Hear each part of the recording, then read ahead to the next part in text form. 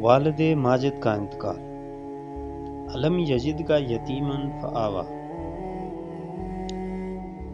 ترجمہ: کیا نہیں پایا تجھ کو یتیم پھر جگہ دی؟ پیغمبر اسلام صلی اللہ علیہ وسلم کے والد ماجد عبداللہ بغرض تجارت شام تشریف لے گئے تھے۔ واپسی کے وقت راستے میں بیمار ہوئے اور مدینہ طیبہ میں اپنے ننہال بنو نجار کے ہاں قیام پذیر ہوئے۔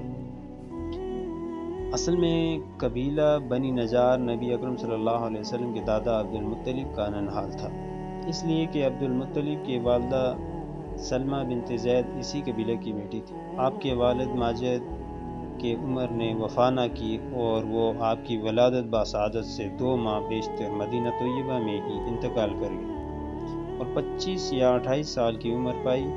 ترکے میں بجز 5 اونٹ، چند بکریاں اور ایک باندی ایمن برقع حبشہ اور کچھ نہ چھوڑا۔